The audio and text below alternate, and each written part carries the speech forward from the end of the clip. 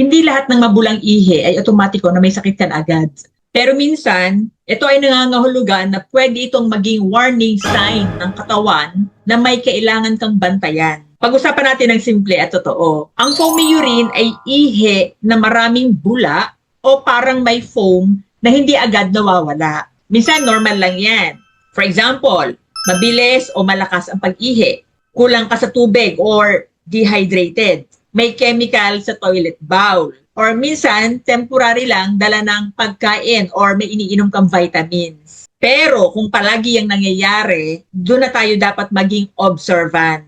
Ano yung ilan sa mga posibleng sanhi? Ang isa sa pinaka-importanting dahilan ay yung tinatawag na protein sa ihi or proteinuria. Sa normal po, hindi dapat lumalabas ang protein sa ihi dahil sinasala talaga ito ng kidneys natin. Pero kapag may problema sa kidney filters, pwedeng tumagas ang protein papunta sa ihi. At ang isa sa result nito, yung mabulang ihi. Maaari rin itong iugnay sa kidney stress or kidney disease, diabetes, high blood pressure, urinary tract infection, severe dehydration. Hindi naman automatic na kidney disease agad yan kapag mabula yung ihi. Pero hindi rin naman wise na i-ignore mo kung paulit-ulit. Ano ang sinasabi ng mabulang ihi sa health mo? Minsan ang katawan natin, tahimik lang yan magbigay ng signs. At ang kidney, tahimik din masira. Kaya minsan, yung simpleng foamy urine ay maaaring early clue na overloaded ang kidneys, mataas ang blood sugar, mataas ang blood pressure, o kulang ka lang talaga sa tubig. Pero mag-observe ka, huwag kang basta magpanik. Kailan ito pwede maging alarming?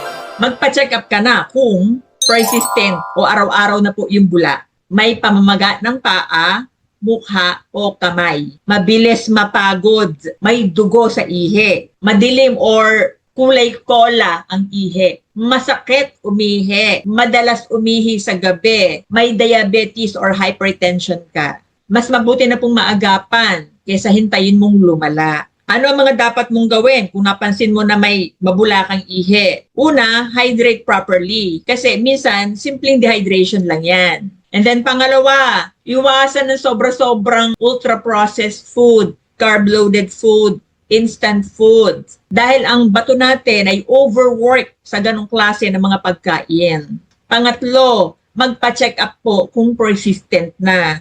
Sunod, simple urine test lang minsan. Makikita dyan kung may protein, infection, or ibang problema. At pausap po, huwag naman agad mag-resort sa mga miracle cure online. Hindi po lahat ng herbal, detox, or supplement ay safe para sa kidney. Yung iba kasi ang ginagawa, nagre-resort agad sa mga juicing, tapos high oxalate pa. Pwede pong lumalang inyong kidney issue sa ganong klase ng pamamaraan. Minsan, yung sobrang pag-inom ng mga kung ano-anong trending na products na nakikita nyo sa online, yun pa nagpapalala at nagpapahirap sa inyong katawan.